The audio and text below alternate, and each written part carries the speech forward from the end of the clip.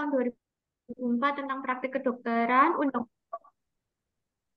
Undang-Undang Nomor 17 Tahun 2023 tentang Kesehatan, PMK Nomor 290 tentang Persetujuan Tindakan Kedokteran, PMK Nomor 11 Tahun 2017 tentang Keselamatan Pasien, PMK Nomor 27 Tahun 2017 tentang PPI, PMK 47 Tahun 2018 tentang Pelayanan Kegawat Daruratan, SM, PMK Nomor 43 Tahun 2019 tentang Puskesmas, KMK nomor gigi, KMK nomor 1186 tahun 2022 tentang praktik pedoman panduan praktik klinis bagi dokter. Oke, sudah sesuai ga dan sudah urut. Sudah oke, diktumnya sudah oke. Ada Kok lampirannya? nggak dengar dok? Ya, tes. Nggak dengar? Apa sudah kedengaran? Halo? Sudah dok, sudah. No, oh, Oke, kedengaran ya. no, no, no, no. Lampirannya apa ada? Sudah dok. Ada lampirannya?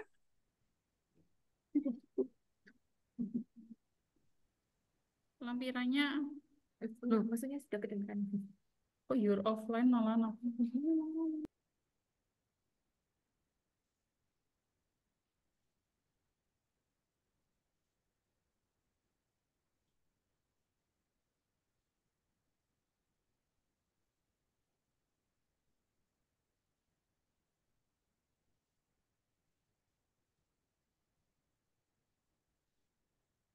Kayaknya sinyalnya terganggu ya di Dokter Rani. Yes.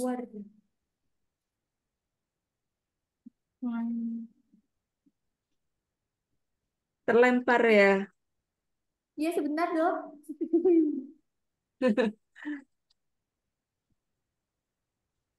Recording in progress.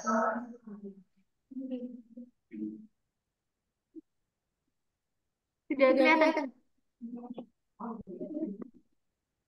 Ya, ini lampirannya. Anestesi lokalnya apa saja jenis anestesi lokalnya? Anestesi lokal lokal sama anestesi blok sama anestesi permukaan dok. Iya, nama anestesinya apa saja? Anestesi regional, anestesi blok sama anestesi permukaan. Iya, itu kan anestesi lokal semua. Anestesi lokal apa? Nanti menentukan SOP-nya. Apa dok? Infiltrasi gitu tuh dok. Iya, sesuai ke lokasinya.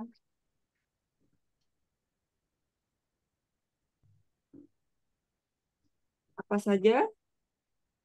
Anestesi infiltrasi sama anestesi topikal sama anestesi blok. Ya, anestesi infiltrasi apa? Di mana? Pasti beda. Kan ada di kulit, ada di gigi ya. Iya dok. Anestesi infiltrasi. Anestesi lokal infiltrasi kulit, anestesi lokal infiltrasi gigi, anestesi blok mandibula, blok nervus pudendum untuk sirkum itu ya. Kemudian topikal, topikal kulit, topikal gigi. Nah, itu jadi lampiran SK yang masing-masing nanti dibuatkan SOP-nya. Kemudian adakah di lampiran ini petugas yang berkompeten memberikan anestesi? Hah? Ini dong. Oh ya, ya betul.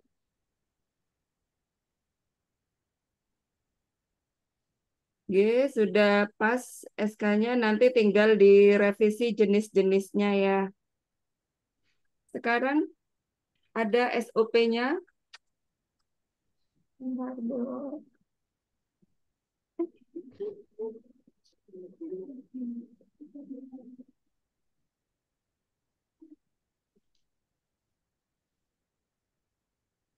SOP-nya harus dibuat satu-satu gitu ya, Dok? Iya, harus satu-satu. Ada contohnya yang di Google Drive yang saya share lewat Mbak Ines. Oh iya, Dok. Kalau yang ini kan buat baru yang SOP langsung jadi satu semua, Dok. SOP itu per kegiatan layanan. Dia nggak bisa dijadikan satu. Oh iya, Dok. Jadi anestesi lokal, infiltrasi kulit, karena langkah-langkahnya kan berbeda. Jadi dipisah. Anestesi lokal, infiltrasi gigi, langkah-langkahnya pasti beda. Iya, Dok. Coba saya lihat ininya ya dari pengertian. Pengertian itu masukkan dulu judul SUP. Jadi masukkan anestesi infiltrasi kulit adalah bla bla bla bla. Tujuan, padahal kapan hari sudah betul itu. Tujuannya sebagai acuan dalam penerapan langkah-langkah untuk judul SOP. Semua seragam seperti itu. Iya, Dok. Kemudian kebijakan sudah betul, referensinya ini kan pelayanan kegawat daruratan yang dipakai ya. Iya, Dok. Padahal pelayanan kegawat daruratan itu apa ada hubungannya dengan anestesi?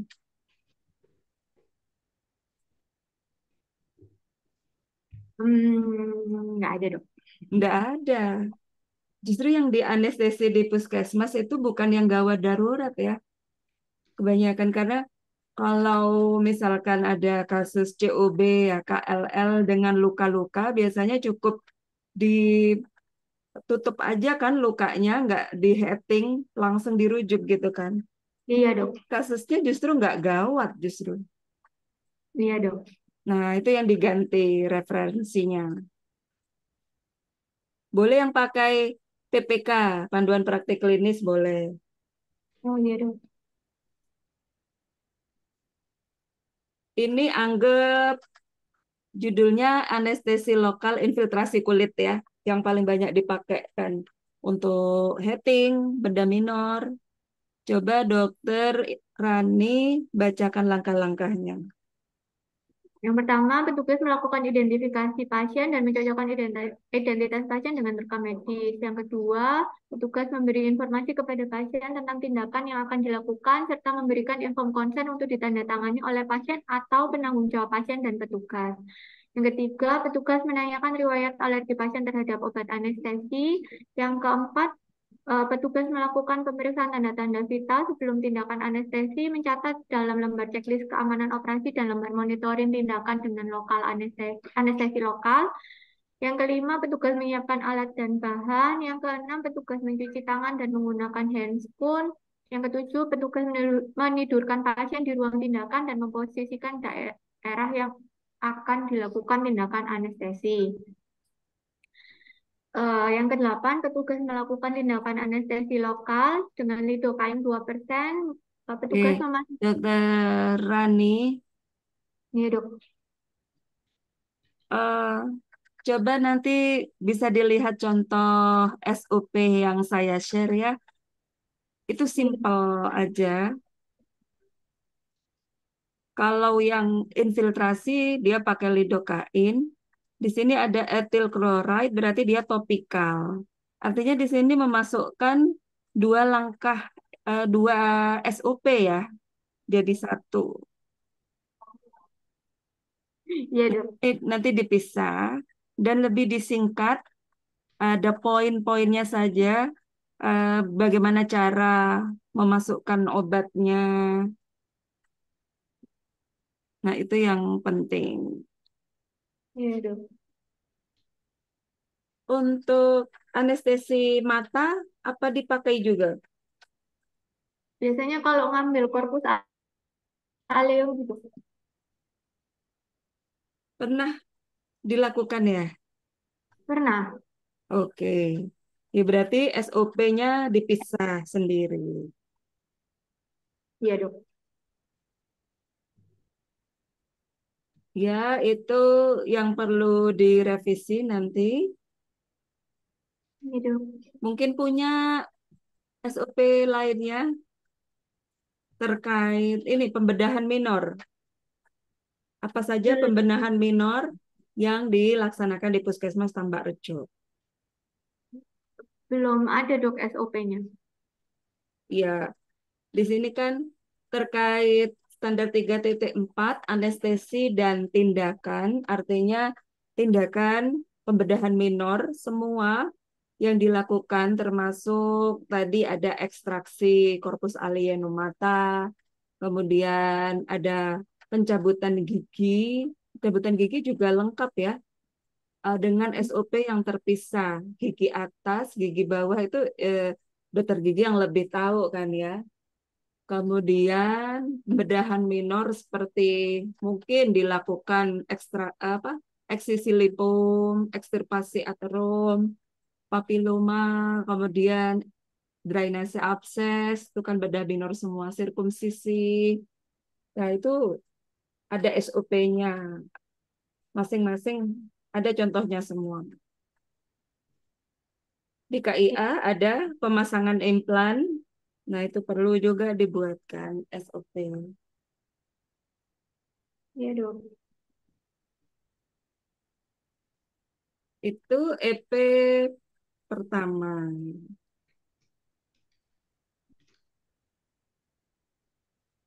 Kita buka lagi ini fakta analisis. Di stop share dulu, Dokter Rani.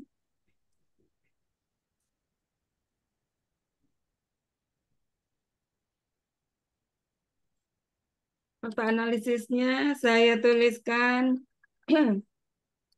Puskesmas sudah membuat regulasi R ya, R berupa SK tentang anestesi lokal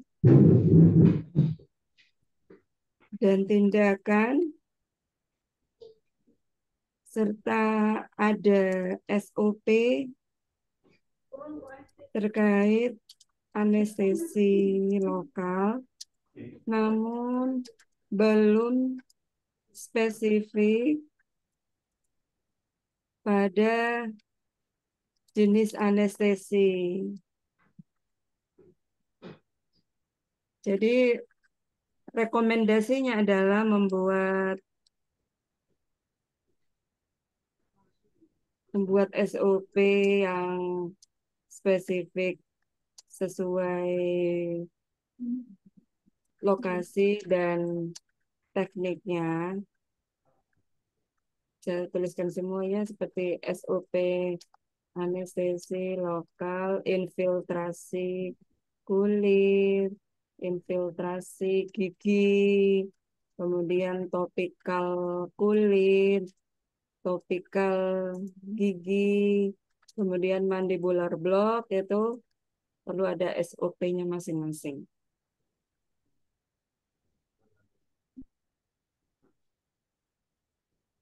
Iya dok. Ini saya beri nilai 5 dulu ya. Iya dok. Sip. Oke, berikutnya di EPB ada observasi rekam medis terkait dilakukannya anestesi lokal. Monggo di sini bisa di-share rekam medisnya. Di situ ada pencatatan jenis, dosis, dan teknik anestesi lokal. Kemudian ada pemantauan status fisiologis bisa dalam bentuk surgical safety checklist. Monggo bisa di-share, Dokter Rani. Ya dok, benar.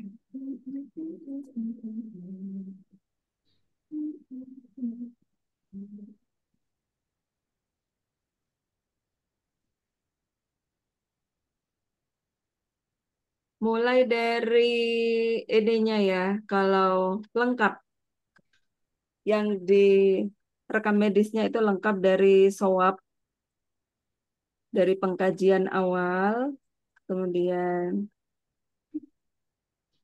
ada swab.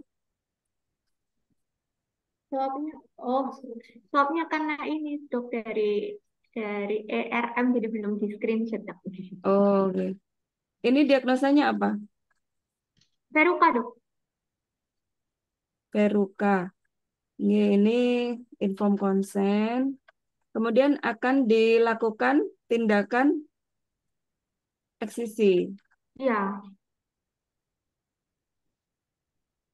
Mana plannya, rencananya? Ada nggak di tindakan gimana dok? rencana dilakukan eksisi Veruka? Ada. Oh, ini dok, SCC. Oh ya. Oke. Kemudian ada surgical safety checklist. Di situ adakah disebutkan jenis obat anestesi, dosisnya? Nggak ada dosis. Nah, itu yang diminta ya. Iya dok. Jadi bisa ditambahkan di apa ini namanya, di surgical safety checklist ini kan ada sign in, time out, dan sign out. Nah, di sign in itu bisa ditambahkan yang dicentang itu obat anestesinya. Menggunakan nama obatnya apa, dosisnya berapa, Iya dok. sesuai yang diminta di EP. Iya dok. Ya, di EP itu diminta jenis, dosis, cara memasukkannya. Jadi jenisnya misalkan lidokain, dosisnya 1 ampul, cara memasukkannya dengan infiltrasi kulit. Gitu. Iya dok. Kemudian ada pemantauan status fisiologis. Nah, pemantauan TTV itu dilakukan berapa kali sebelum tindakan, selama dan sesudah Sesudah. tindakan. Ya, sudah dilakukan ya. Iya dok.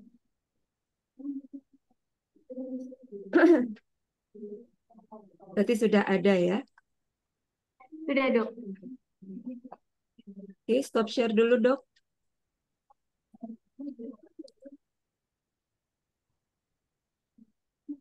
Di fakta analisis saya beri tulisan Puskesmas sudah melaksanakan tindakan pembedahan dengan anestesi yang tercatat di rekam medis berupa jenis, dosis, cara memasukkan obat anestesi, dan ada pencatatan status fisiologis berupa surgical safety checklist.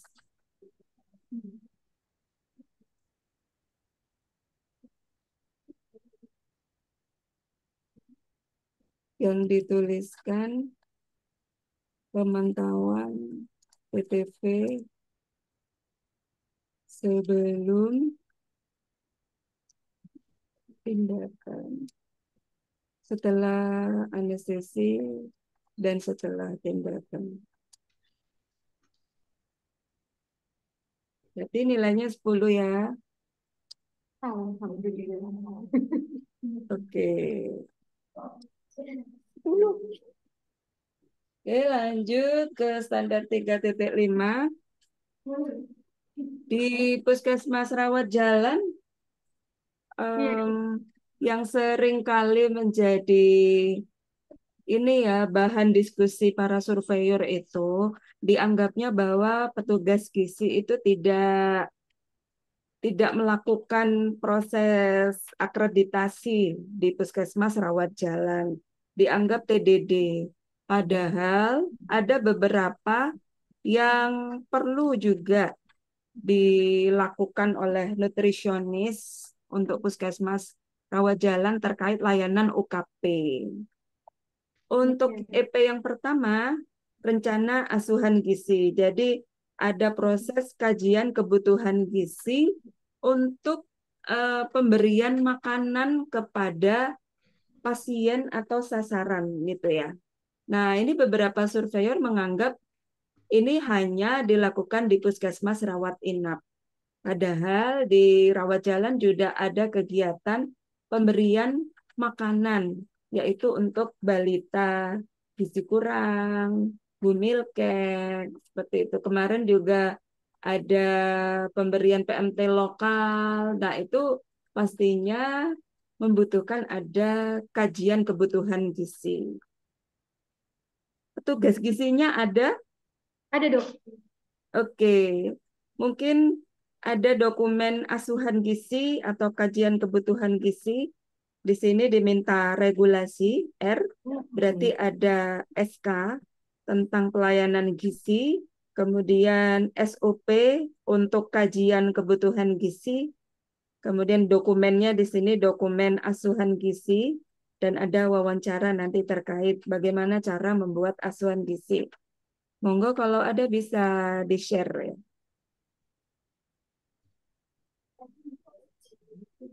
Benar ya dok. Ya, SOP ya. SOP kajian langsung. Yang SK-nya belum dok. Sudah bikin SOP. oke, monggo SOP-nya.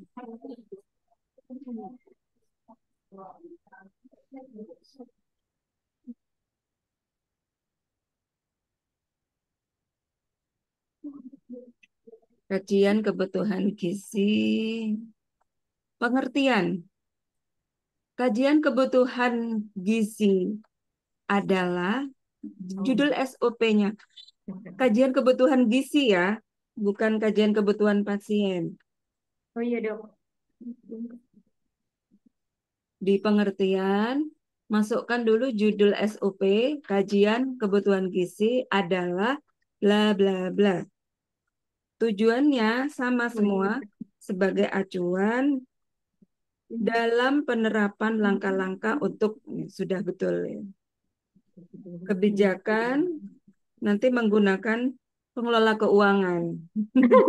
Belum dok. Oke, nanti SK-nya masih disusun ya tentang pelayanan gizi. Referensinya boleh menggunakan buku-buku dan Permenkes karena memang banyak ya Permenkesnya. Ya, monggo bisa dibacakan langkah-langkahnya. Yang pertama, petugas melakukan screening gizi pada pasien rujukan rawat jalan untuk menentukan pasien berisiko malnutrisi atau tidak berisiko malnutrisi. Dua, petugas melakukan asesmen atau pengkajian meliputi data antropometri, laboratorium, fisik, klinis, riwayat gizi, dan riwayat klien. Yang ketiga, petugas melakukan diagnosa gizi. Yang keempat, petugas menentukan tujuan intervensi dan kebutuhan gizi. Yang kelima, petugas mencatat data di form asuhan gizi. Oke, sudah ya. Nah, ini yang saya maksud diagram alir mikro. Dia awal kegiatan itu elips, berikutnya itu kotak, kemudian kalau pengambilan keputusan, dia harusnya layang-layang. Jadi layang-layangnya yang bercabang. Iya, dok. Dan akhir kegiatan dia elips lagi. Iya, dok. Apakah ada asuhan gizi, form asuhan gizi yang sudah terisi Bisa Ini. di-share? Ini screening dulu dok, terus Iya, ini kajiannya. iya standarnya begitu. Memang ada screening dulu. Wih, aku nyicil anu, Cok. Ya apa, Rek? Nyicil apa, Rek? Nyicil es manis, Rek. Nyicil apa ini? Mari-mari, G boleh. sama dengan rata-rata puskesmas masih ada intervensi. Baik, berikutnya. Nah, yang di EP kedua itu makanan disiapkan dan disimpan dengan cara yang baku. Nah, ini untuk puskesmas rawat inap. Karena di rawat jalan tidak ada memberikan makanan. Jadi tidak ada diminta nanti bagaimana penyimpanan makanannya mencegah dari kontaminasi dan pembusukan. Iya dok. Kemudian distribusi makanan juga tidak diminta. Berikutnya di EP keempat itu terkait edukasi bila keluarga ikut menyediakan makanan bagi pasien. Ini juga untuk puskesmas rawat inap. Kemudian proses kolaboratif digunakan merencanakan, memberikan dan memantau pelayanan gizi. Ini proses kolaboratif juga untuk rawat inap.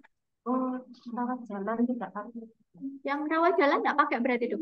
Nggak Yang pakai. mana? Yang kolaborasi.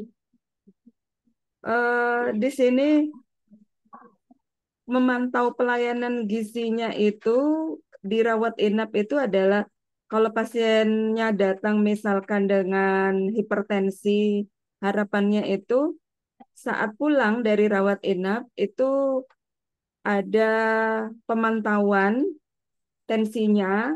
Jadi tensinya harapannya bisa turun dengan ada dari makanan yang diberikan gitu.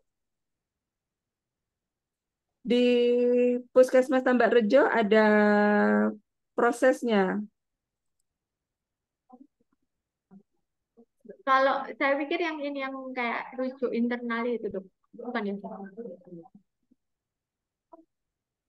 Kalau terkait ini ya, selama ini sih untuk EPE yang kolaboratif ini,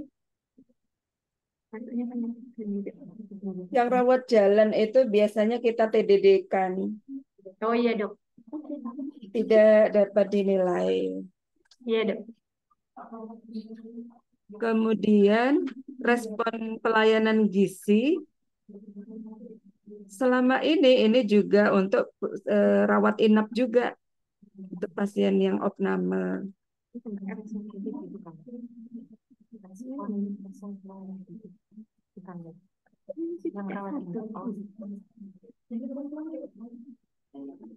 Kalau Puskesmas Tambak Rejo menggunakan sasaran Bumilkek, kemudian balita gizi kurang yang diberikan PMT untuk dijadikan bukti dari pelayanan gizi, itu boleh juga.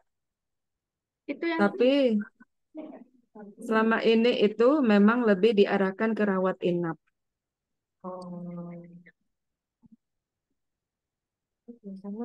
Selama kami berdiskusi, itu memang tidak pernah dibahas tentang PMT-nya gizi kurang atau bumilkek itu tidak pernah memang. Cuman asuhan gizinya kita buat untuk menentukan kalori-kalorinya itu ya yang diberikan kepada sasaran. Tapi biasanya itu ini dokter apa kalau misal ibu hamil kek itu sudah pasti langsung diberikan PMT begitu. Apakah nanti di intervensinya aja tertulis sudah diberikan PMT tersebut? Iya, Baik. boleh karena memang terkait rawat jalan ya. Oh, Berartinya yang sasaran-sasaran UKM itu yang bisa dijadikan bukti untuk EP-EP ini. Tapi kebanyakan kita survei itu di TDD-kan memang ya, tidak dapat dinilai. Oh, Tidak dapat di oh ya. Coba saya share EP-nya ya. ya dok.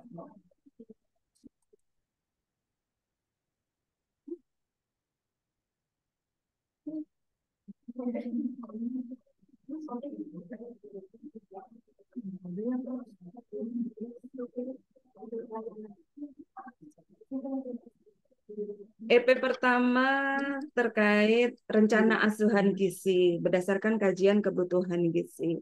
Nah, kalau ini itu ada R di mana itu diminta SK dan SOP terkait pelayanan gizi. SOP-nya terkait kajian kebutuhan gizi. Kemudian dokumennya Berarti SK-nya pelayanan gizi ya dok ya? ya SK tentang pelayanan gizi sesuai judul standar 3.5. Tadi yang di-share form asuhan gizi itu kasus apa ya? Ibu hamil kayak Ibu Nah, hamil. ya. Nah, ibu hamil kek itu di standar bab 3 itu memang belum pernah ada surveyor yang membahas. membahas. Oh, belum pernah ada yang membahas. Belum pernah ada yang memberi nilai. Oh, Jadi hanya regulasinya saja, SK SOP.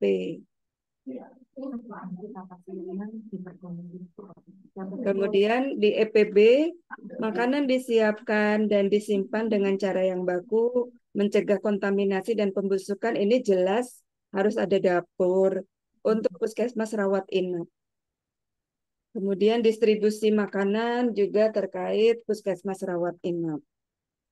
Edukasi. Nah, yang edukasi ini saja yang diminta dokumen bukti.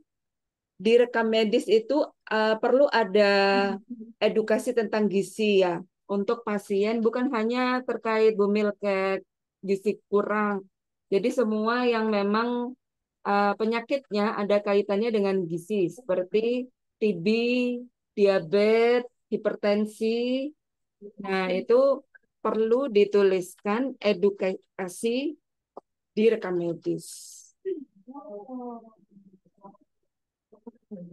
Kemudian, nah yang proses kolaboratif di sini merencanakan, memberikan dan memantau pelayanan gizi itu selama ini dianggap untuk puskesmas rawat inap.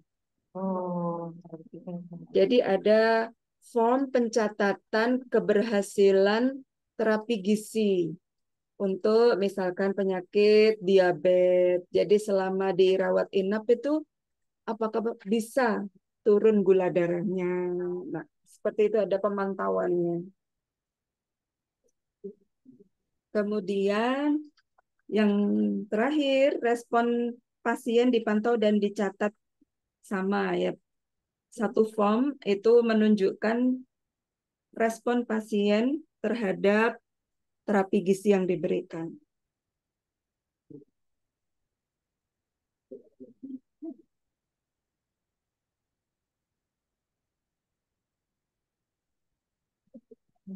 Kalau di puskesmas rawat jalan, itu hampir semua surveyor itu men-TDD-kan.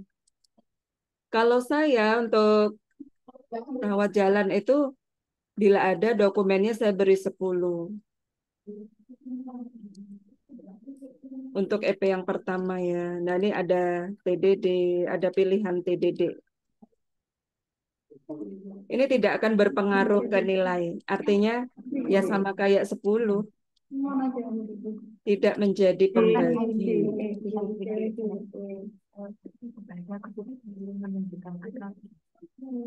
Ya jangan khawatir kalau bab 3 yang standar gizi itu tidak terlalu banyak karena rawat jalan. Oh rawat jalan ya surveyor ya cuma lihat konselingnya aja deh apa dilakukan gitu. Oke kita ke standar 3.6 pemulangan pasien. Sebentar dok, mau tanya. Monggo.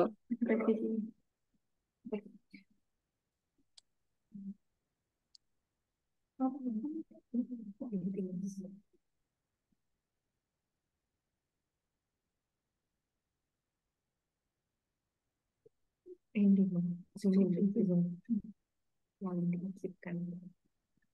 Dokter, Ya, saya itu juga ada eh, SOP untuk ini pengukuran IMT, BBTB lingkar perut.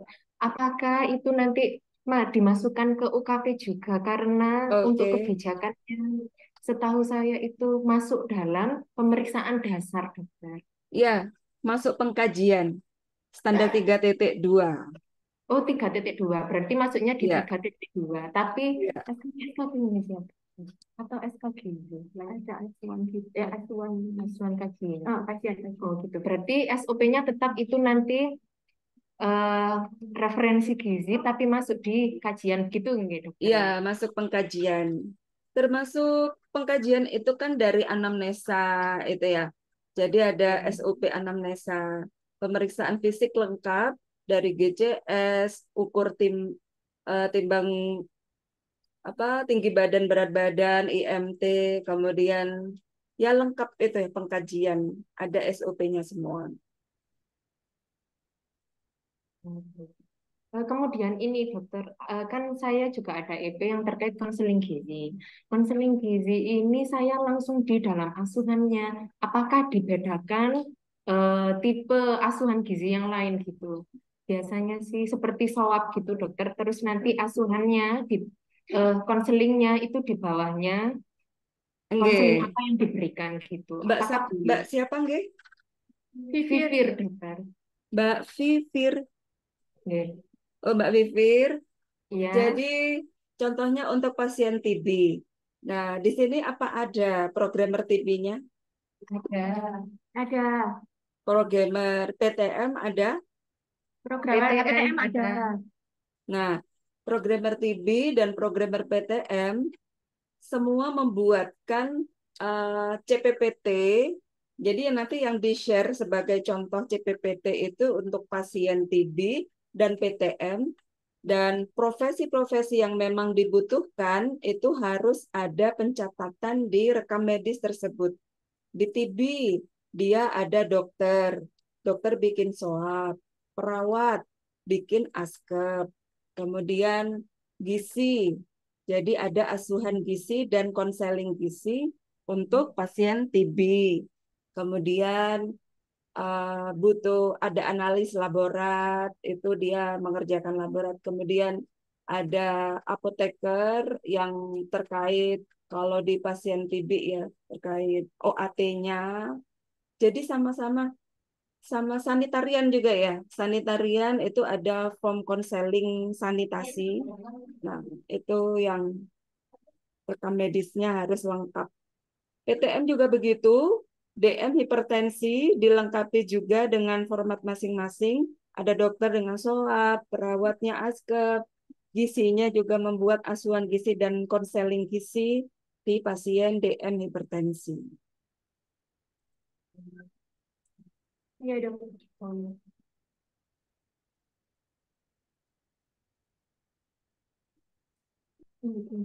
Nggih.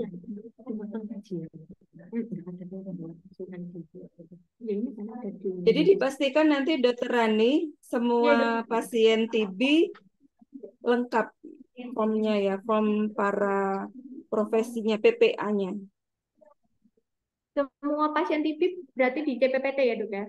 Ya, semua pasien TB.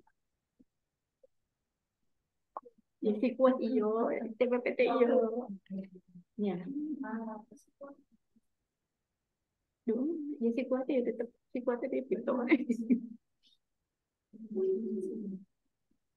Iya dong. Oke, ada lagi yang ditanyakan? Sudah dok.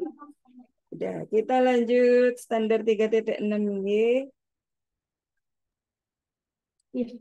Pemulangan pasien. Coba Dokter Rani saat memulangkan pasien ini rawat jalan ya, sama ya. Kalau rawat jalan itu memang lebih simpel dan enaknya itu lebih ke TDD. Nah, di rawat jalan itu karena konsepnya itu berarti promotif preventif, yang berat nanti justru di bab 2-nya ya. Kalau puskesmas rawat jalan. Terkait pemulangan pasien untuk rawat jalan, di sini ada EP yang menjadi TDD, yaitu terkait resum resum medis, itu kan hanya untuk pasien rawat inap. Iya, Dok. Kemudian saat memulangkan pasien itu perlu ada kriteria pemulangan. Nah, yang A itu tetap dikerjakan untuk puskesmas rawat jalan. Yang B-nya yang TDD. Iya, Dok. Di sini diminta regulasi SK SOP tentang pemulangan pasien. Apakah ada? Ada, Dok. Bentar. Bukan,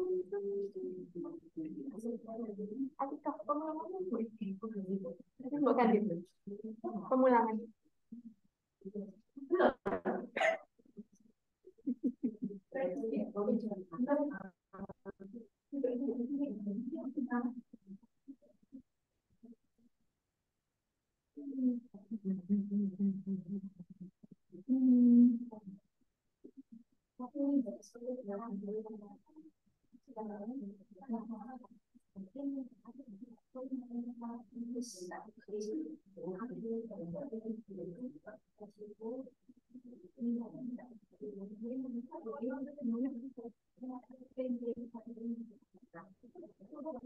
Bisa dibesarkan?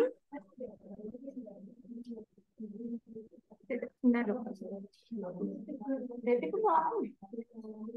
Bagaimana peraturan perundangannya?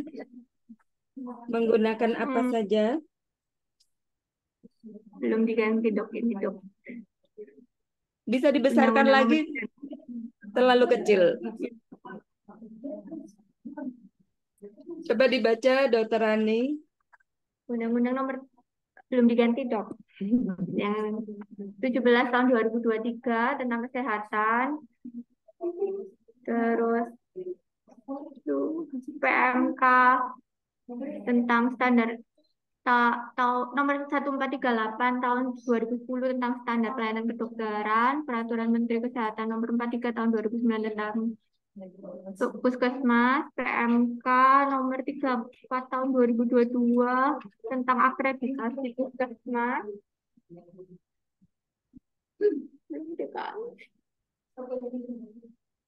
Sudah sesuai semua kah?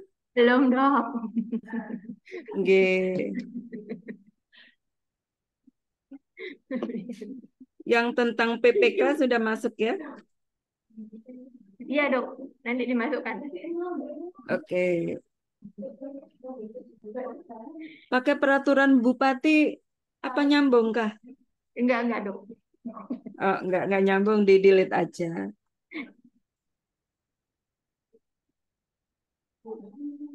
Ada SOP-nya pemulangan pasien. Pemulangannya sudah, Dok.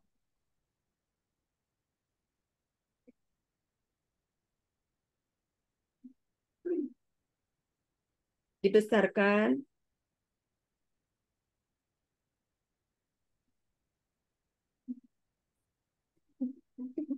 Pengertian pemulangan dan tindak lanjut pasien adalah bla bla bla. Tujuan sebagai acuan dalam penerapan langkah-langkah untuk judul SOP.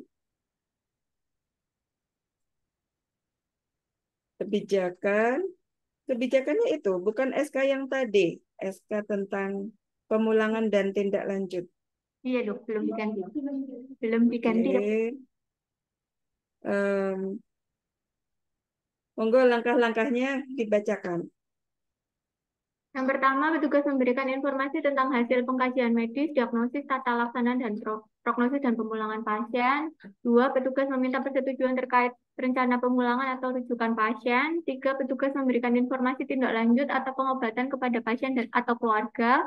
Empat, petugas memberikan informasi kepada keluarga pasien untuk menyelesaikan administrasi pelayanan. 5.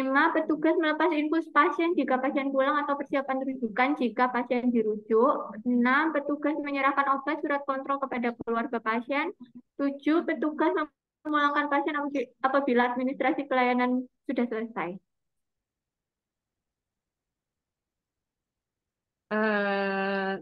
Oke, ini bagian alirnya kalau makro satu alur saja, tinggal diganti kotak ya, Iya dok. bukan bulat. Iya itu rumusnya kebanyakan puskesmas tuh bulat kotak bulat gitu. Iya dok. Dari langkah-langkah tadi, ini sudah sesuai dengan puskesmas rawat jalan. Langkah terakhirnya apa tadi? Memulangkan pasien apabila administrasi pelayanan sudah selesai. Nah, ini saya rasa kurang ini ya, ditambahkan satu langkah lagi. Apa yang disampaikan kepada pasien saat pasien itu boleh pulang?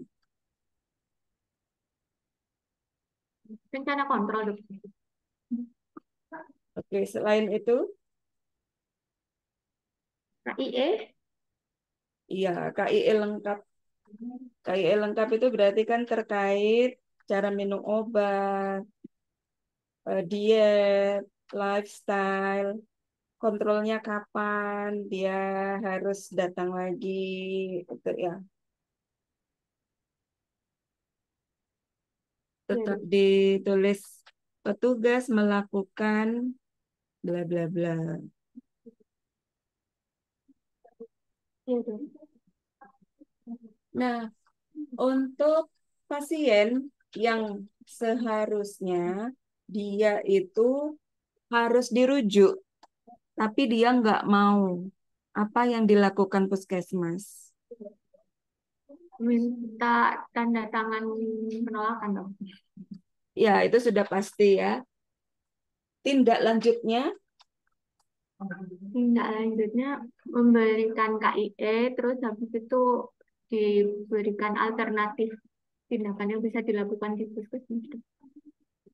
apa? Contohnya tindak lanjutnya, Memberikan obat per oral mungkin. apalagi? Hmm, Ini sama di rawat inap juga seperti itu. Kalau di rawat inap itu ada namanya SOP pulang paksa. Jadi tindak lanjut kalau pasien itu pulang paksa padahal belum sembuh, apa tindak lanjutnya? Sama dengan pasien rawat jalan, kalau pasiennya harusnya dirujuk, misalkan hipertensi heart failure, sudah ada heart failure-nya, tapi dia nggak mau dirujuk. Apa tindak lanjut kita? Selain memberi obat, KIE, apalagi?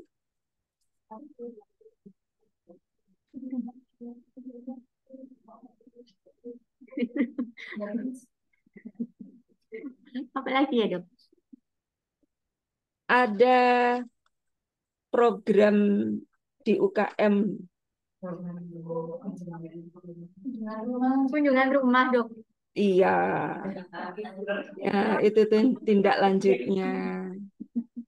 Jadi kita tidak membiarkan pasien itu, oh nggak mau gitu. Ya udah dia nggak maunya mungkin nggak ada yang ngantar, nggak ada kendaraan gitu. Ya terpaksalah kita yang merawat, tapi selama dalam perawatan kita pantau dengan kunjungan rumah. Iya dok. Oke, SOP-nya ada. Ini saya tulis fakta analisis dulu deh. Iya dok.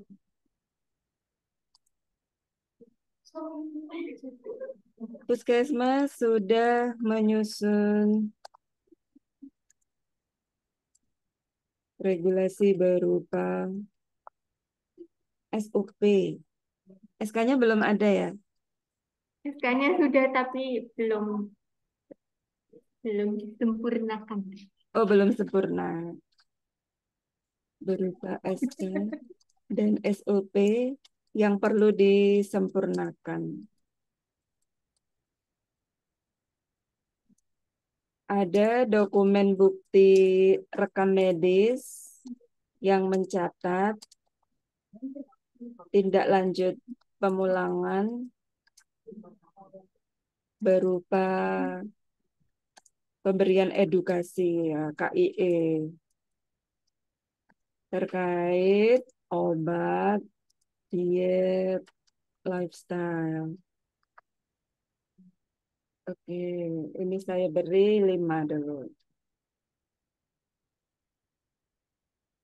Ada pertanyaan dulu sebelum masuk ke 3.7? Sudah itu cukup. Oke, kita masuk ke 3.7 rujukan. Terkait rujukan emergensi, kita sudah bahas di standar 3.3. 3. Jadi ini terkait rujukan rawat jalan. Secara umum juga di sini disebutkan pasien terdekat masih memperoleh informasi rujukan dan persetujuan rujukan. Apakah Puskesmas Tambak Rejo yang Puskesmas Rawat Jalan juga meminta persetujuan rujukan untuk kalau rujukan spesialistik piker itu? Kalau nggak pakai persetujuan rujukan dong. Iya, Langsung. nggak apa-apa. Karena itu untuk rawat inap. Iya.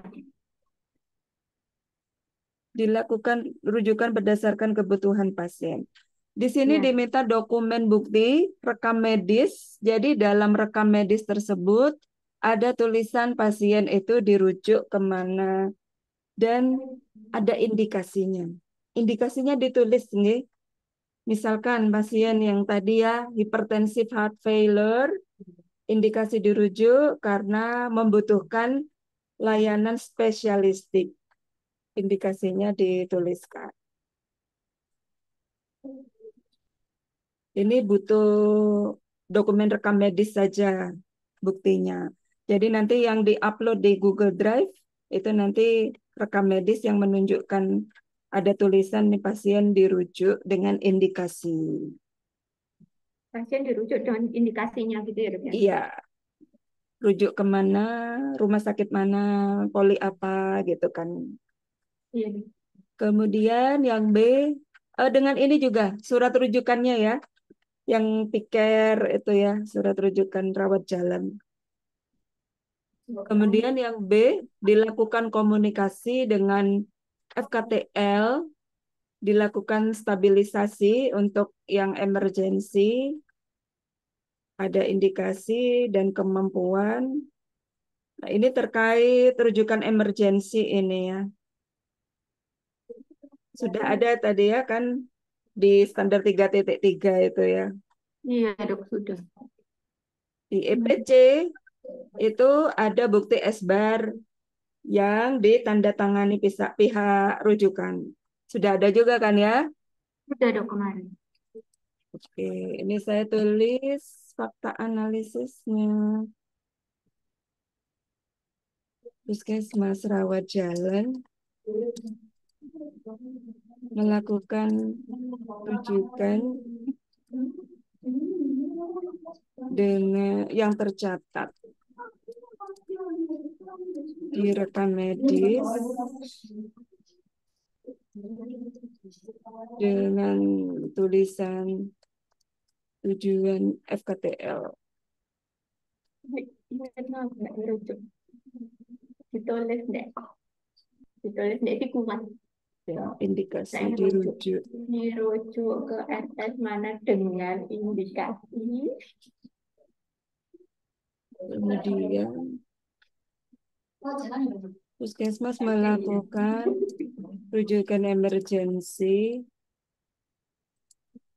dengan berkomunikasi kepada pihak FKTL. Pasien dilakukan stabilisasi prarujukan. Bukti stabilisasi tercatat di rekam medis.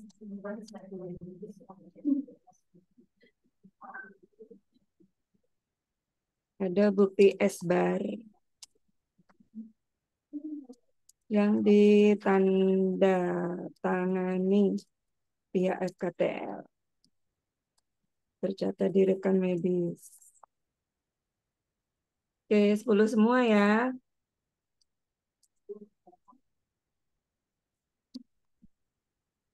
Nah, berikutnya yang standar 372 terkait rujuk balik.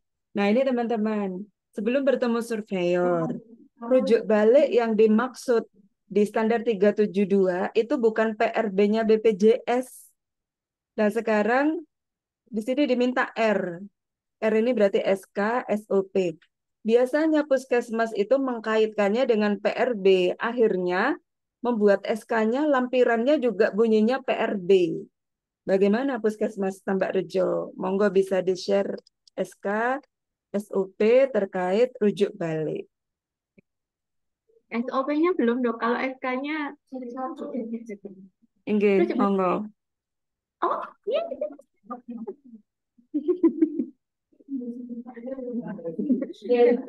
Apa ini? Mana?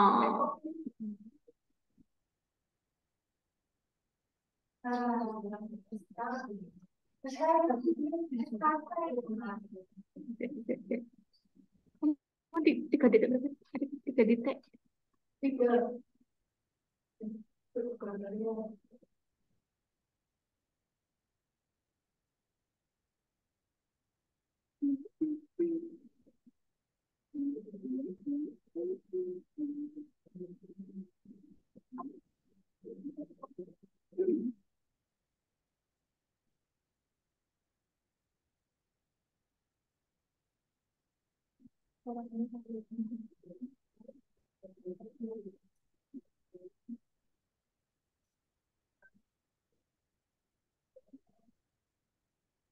Yang Oh, tentang SK-nya, SK tentang rujukan.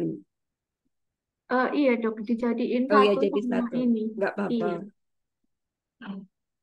yang ini. Terkait rujuk baliknya, sama ya, mengaitkan dengan PRB BPJS ya. Iya dok. Nah, ini yang diganti.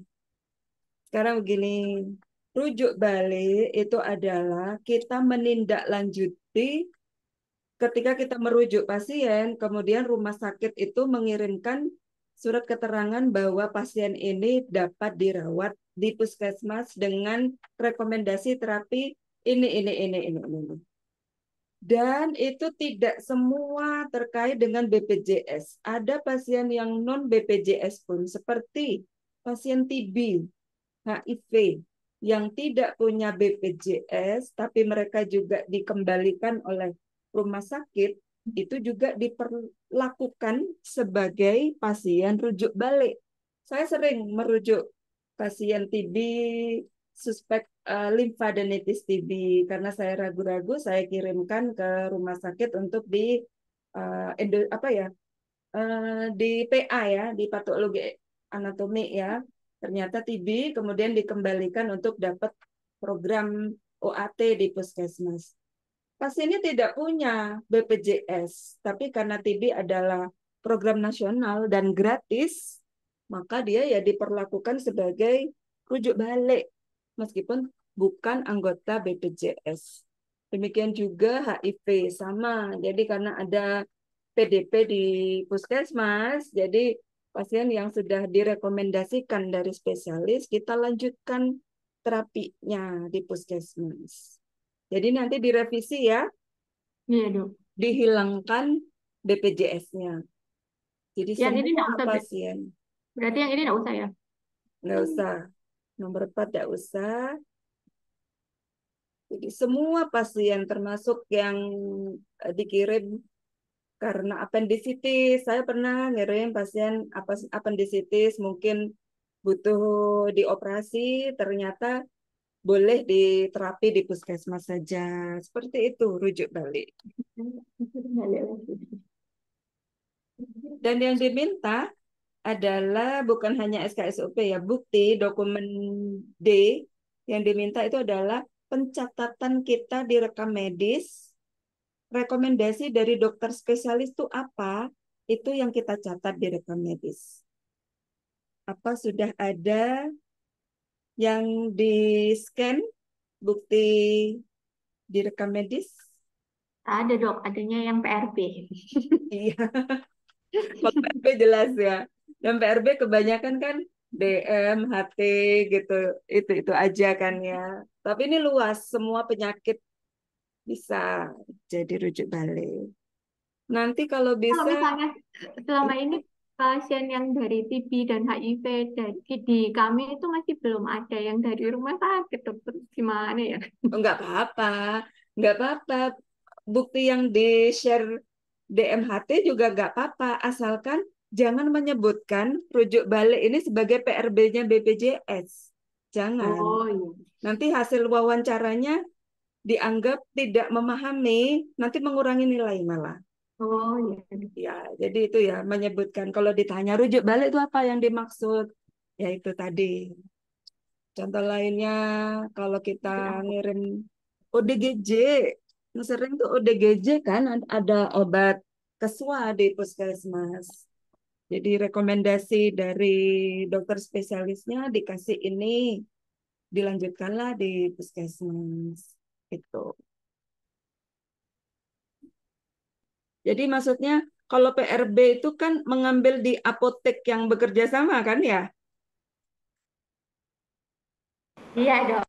Ya, padahal rujuk balik yang dimaksud standar 37 itu bukan yang harus ngambil di apotek itu, tapi yang ditangani di puskesmas intinya. Oke, itu ada SOP-nya, belum ya?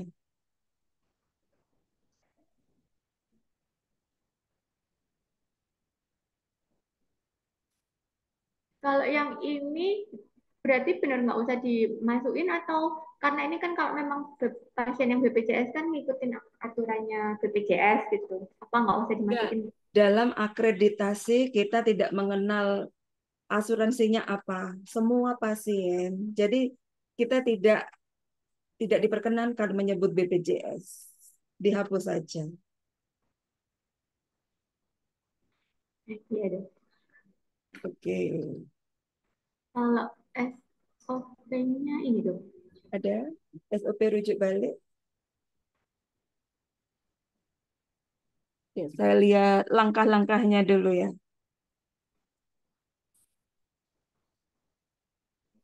Coba dibaca. Langkah-langkahnya petugas yang pertama petugas memeriksa form rujukan lama dan surat rujukan balik dari rumah sakit atau FKTRL. Dua, petugas menindaklanjuti hasil umpan balik dari rumah sakit. Ketiga, petugas mencatat rekomendasi atau umpan balik dari rumah sakit ke rekam medis elektronik. Yang keempat, petugas mencatat surat rujuk balik ke buku register rujuk balik. Kelima, petugas mencatat di form monitoring rujuk balik. Ya, justru langkah-langkahnya sudah benar. Tidak ada kata BPJS-nya. Jadi nanti rekam medisnya boleh menggunakan yang PRB BPJS-nya nggak apa-apa. Jadikan bukti boleh. Jadi ditunjukkan nanti ke surveyor. Ini contohnya kami menindaklanjuti pasien yang dikirim oleh spesialis untuk kami terapi di puskesmas. Kami catat di rekam medis bahwa diagnosanya sesuai rekomendasi dokter spesialis, yaitu contohnya hipertensive heart failure. Kemudian rekomendasi terapi dari spesialis diberikan apa-apa obatnya. Udah, jangan disebutkan diambil di apotek apa, jangan. Itu buktinya. Berarti yang dokumennya yang diupload nanti cuma yang di RM-nya itu aja kan dok? Iya, RM-nya saja. Iya dok. Oke, saya tulis fakta analisis ya.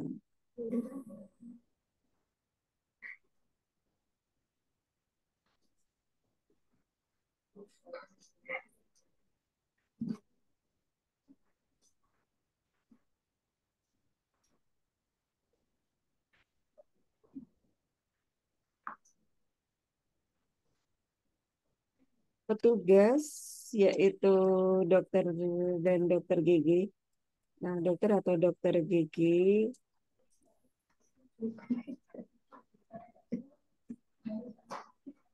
telah melakukan pencatatan di rekam medis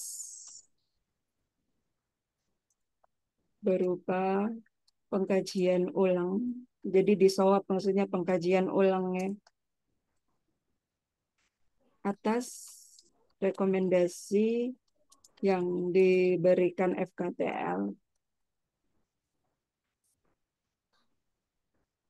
dan menindaklanjuti rekom terapi. Di sini ada R-nya ya, regulasi. Itu D-nya tadi. Puskesmas sudah menyusun regulasi berupa SK tentang rujukan. Jadi satu ya, rujukan, rujuk balik, dan rujukan emergensi itu ya. Namun perlu diperbaiki untuk lampiran terkait rujuk balik. Tidak menggunakan kerjasama dengan BPJS.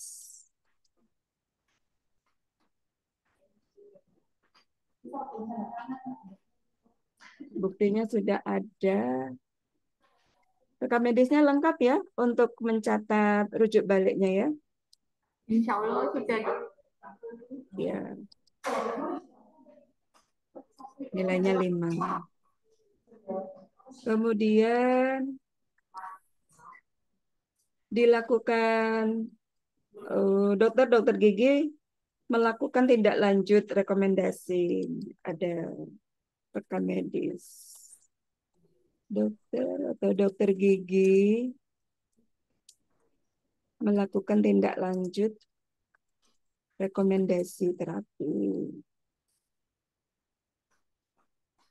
dari FKTL yang tercatat di rekam medis.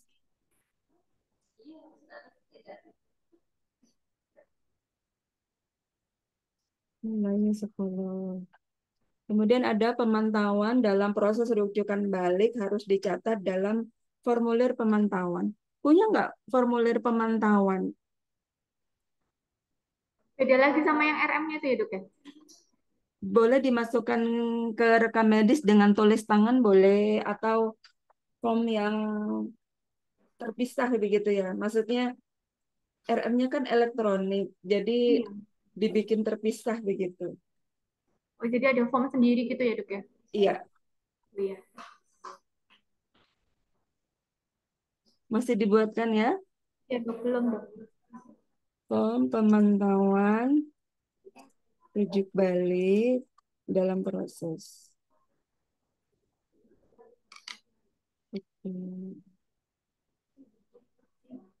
Iya, iya emang. Ada pertanyaan sampai sini? Udah.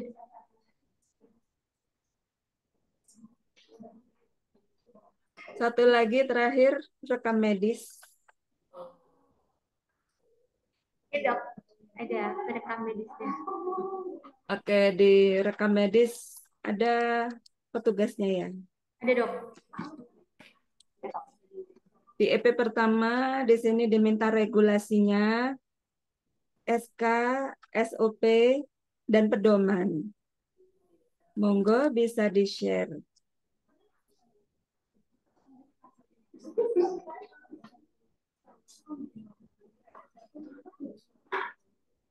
Dengan Mas siapa nggih? Alif, Dok. Mas Alif? Oke, Alif dokter. Oh, nggih. SK-nya dulu, Mas.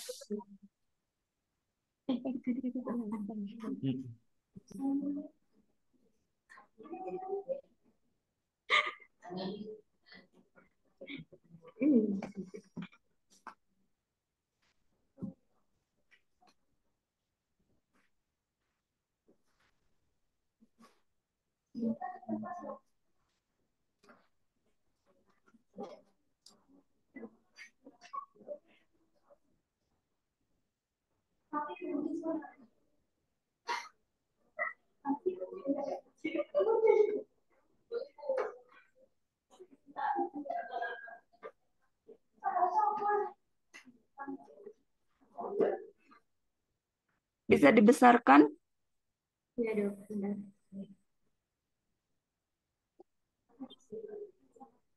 Dari peraturan perundangannya apa sudah menggunakan Permenkes yang terbaru 2022 ya?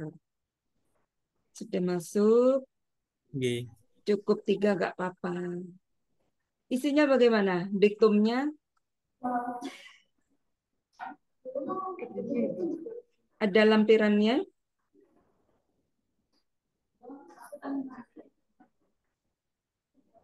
akses, kemudian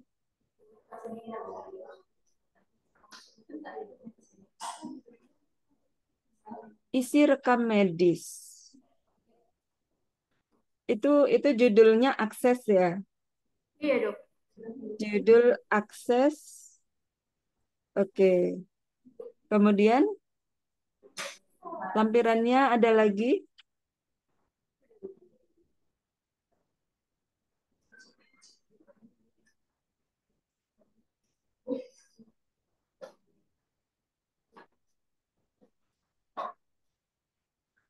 Masih ada di bawahnya. Udah, Dok. Ini saja. Iya, Dok. Coba kita baca EP-nya ya. Ini ada Stop SK, share. SK penyelenggaraan lagi sih, Dok. Oh, ya. Nggak jadi satu ya, terpisah. Kalau dijadiin satu aja boleh, Dok, SK-nya. Boleh banget. Cukup satu aja sebenarnya. Lampirannya aja yang diminta itu diperbanyak. Ini lampirannya.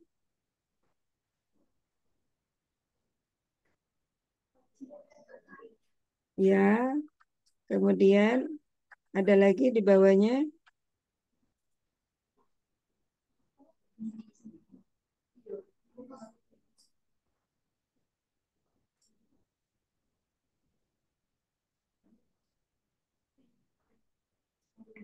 Adakah?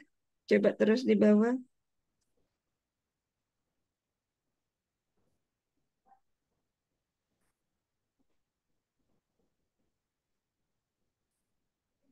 Oke. Apa ada terkait standarisasi, diagnosa, kode, dan nama tindakan? Itu ada nggak? Bukan, bukan.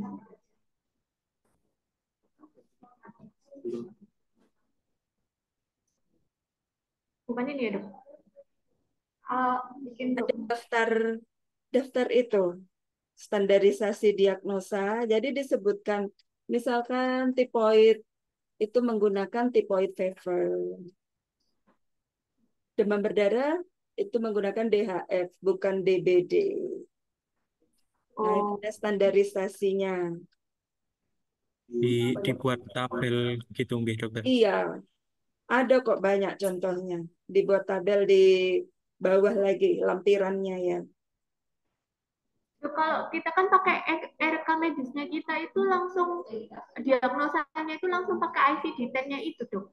Iya, karena sudah otomatis ya, dipikir juga otomatis. Nah, itu dibuatkan untuk Puskesmas Tambak Rejo kan ada berapa penyakit terbanyak. Nah, itu yang di SK-kan dengan itunya, standarisasi itu tadi. Nggih, siap, dokter. Jadi, Oke, ada kok contohnya. Tinggal tinggal kopas. Boleh kok.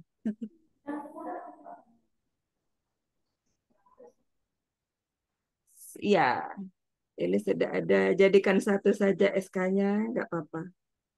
Berikutnya terkait ini deh. Apakah oh iya ya sudah. Puskesmas baru ya, baru setahun ya. ya, Dok. Iya. Mas Alif nanti ada wawancara dengan surveyor. Surveyornya itu akan bertanya, kalau nanti sudah jangka waktu, biasanya 5 tahun kan ya Mas Alif ya, ada Kalau pemusnahan. kalau untuk puskesmas 2 tahun, dokter. Pemusnahannya Nggih, 2 tahun. itu dari Dinkes kah? Kenapa, dokter? Itu regulasi dari Dinkes kah? Kebijakan Dinkes? 2 tahun. Dari Permenkes yang sebelumnya, dokter. Permenkesnya rekam medis.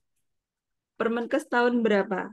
Kalau yang baru soalnya mengaturnya hanya untuk nggak masuk ya surat. Masuk. Kalau yang Permenkes baru itu hanya mengatur untuk yang ini, dokter, untuk yang rekam medis elektronik. Oh, yang elektronik saja. Oke. Tapi puskesmas kan tidak bisa meninggalkan total manual gitu, tetap ada kan?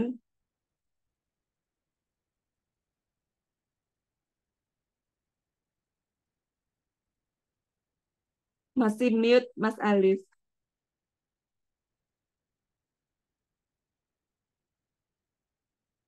Iya, Mas Alif.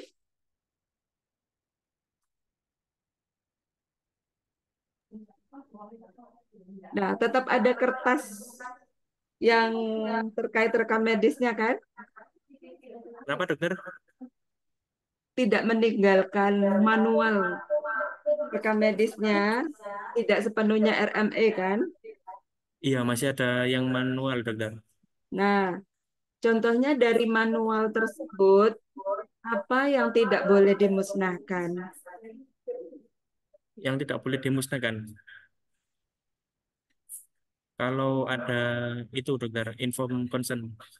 Ya, Sama kalau ya kebetulan kita rawat jalan, dokter ya. Kalau rawat inap sama itu, sama resume medis. ya. Kenapa tuh nggak boleh dimusnahkan? Menurut aturannya begitu, dokter. Nggak, masa jawaban menurut aturan.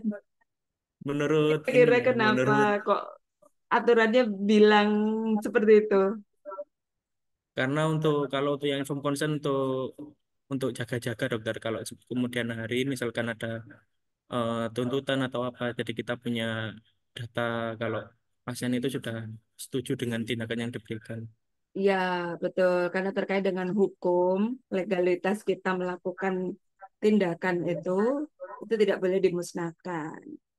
Jadi nanti surveyor saat datang observasi ruang rekam medis. Ada ya Mas ya, meskipun pakai RME kan punya ruangan kan Mas? Ya, dokter. Ada ya. Yang kapan hari kemarin itu eh, puskesmas rawat jalan yang menggunakan RME itu nanti pasti akan ditanyakan bagaimana penyimpanan untuk berkas-berkas yang tidak ada di RME-nya, seperti inform consent, kemudian form general consent juga ya, Oke. apalagi ya yang tidak ada di RME itu, asuhan gizi, kemudian untuk farmasian, laborat yang hasil laborat kalau mungkin ada di RME ya. Nah, itu akan ditanyakan untuk yang mengkombinasikan antara elektronik dengan manual, bagaimana pengelolaannya. Itu nanti ada observasi. Ya, dokter. Tetap Mas, saya sarankan memang tetap ada penomoran rekam medis manual ya, sesuai yang ada di RME. Misalkan pasien X, di RME-nya dia nomor RME-nya berapa. Nah, yang disimpan di ruang rekam medis, mungkin dia pernah mencabut gigi, ya berarti ada inform consent, ada general consent, itu juga penomorannya sesuai dengan RME-nya. Oke, dokter. Kemudian, selain itu, SOP yang diminta di sini, bagaimana Mas Alif memonitor kelengkapan rekam medis? Memonitornya itu kalau setelah pelayanan berkasnya sudah kembali, nah itu dicek sampling saja, dokter. Kalau kami itu 1 hari 10 berkas, dokter. Nanti itu yang dicek seperti pengisian, oh ada ininya, dokter, sebentar. Checklist, Enggak, ada checklistnya, dokter. monggo. Jadi ada checklistnya. Nanti dari situ kan ketahuan kita kelengkapan pengisian RM-nya itu berapa persen. Gitu, Iya. dokter. Bisa di-share checklistnya. Ya, sebentar, sebentar.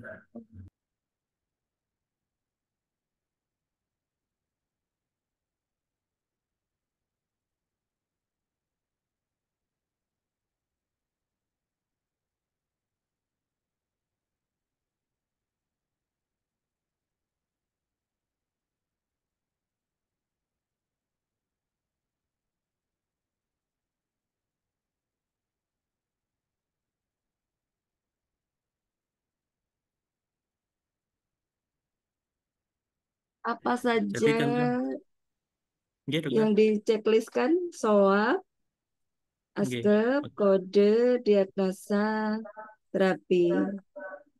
Oke. Nggak Itu mau sebenarnya ada, ditambahkan KIE gitu, Mas. iya, kurang KIE sama itunya dokter. Sebenarnya ada yang masih manual, itu ada KIE sama tanda tangan tenaga medis dokter, sama nama tenaga medisnya. Ya, berarti bisa ditambahkan KIE untuk bulan Maret ini mungkin ya, Mas ya. Oke, siap dokter. Kemudian ini untuk kelengkapan isi rekam medis dan juga terkait ya di standar 3.2 itu diminta kelengkapan inform consent untuk semua tindakan. Nah, itu dicek nggak sama Mas Alif? Oke, itu yang kalau selama ini yang ngecek ada itu teman saya itu perawat dokter. Itu juga sama pakai checklist juga. Iya, itu perawat itu kan yang melakukan ya, pelaksana. Oke. Saran saya itu Mas Alif juga yang melakukan monitoringnya. Oke, Karena siap dokter. nanti penyimpanannya untuk inform consent itu kan di Mas Alif ya. Iya. Ya, jadi checklistnya juga nanti yang mengerjakan Mas Alif. Oh, oke, siap dokter. Berarti Bukan, checklistnya dua dokter gitu. iya, bukan sekedar kelengkapan isinya inform consent ya, tapi semua tindakan itu kan wajib ada inform consent. Oke Artinya dokter. kan Mas Alif itu mencocokkan antara rekam medis yang masuk, apakah ada tindakan atau tidak kan ya. Itu kan memang dicek setiap hari kan. Iya. Kalau ada tindakan berarti dia harusnya ada inform consentnya. Kalau tidak Oke, ada itu baru tidak dilakukan gitu. Terkait kepatuhan petugas untuk pengisian inform consent. siap dokter. Oke, matur nuwun Mas Alif. Oke, terima Saya kasih dokter. buatkan fakta analisisnya ya.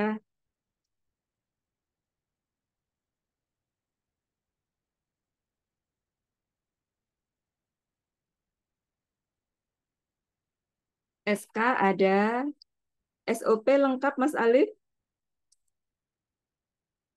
SOP-nya masih ada beberapa yang belum dokter.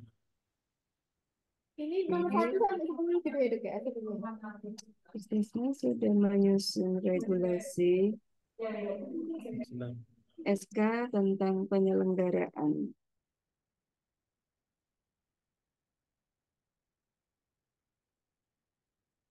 Ada pedoman, pedoman penyelenggaraan rekam Belum medis. belum selesai dokter. Oke, belum ya.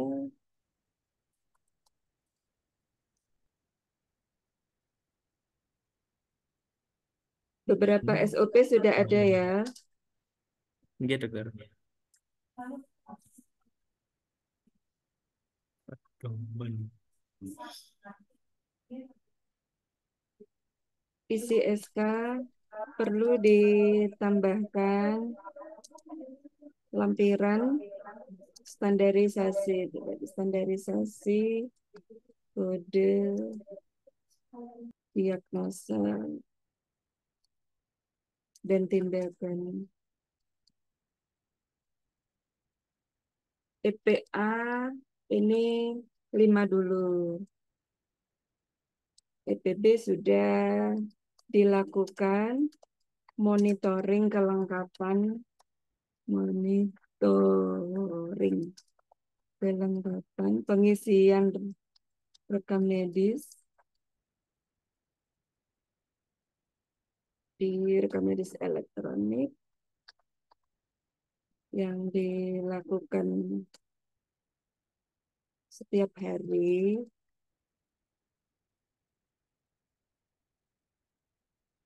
Ini nilainya 10. Oke, sampai sini ada pertanyaan teman-teman Puskesmas Tambak Rejo, Dokter Rani dan kawan-kawan. Sementara cukup dok. Oke. Meskipun pelan tapi kita intensif. Oke. Iya Nanti dok. kalau surveyor lebih cepat, seret gitu. Tapi kalau surveyor sekali menemukan sesuatu yang agak aneh gitu ya dikejar juga sih. Oke, makanya kalau saya selagi bimbingan ini intensif. Kan masih lama juga kan akhir Mei kan? Iya dok. Ya.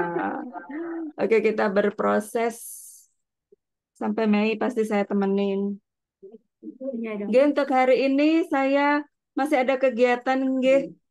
Mohon izin pamit dulu, Dokter Rani, Mas Alif dan kawan-kawan, Mbak Ines. Kita nanti komunikasi lagi di grup, kapan kita ketemu lagi.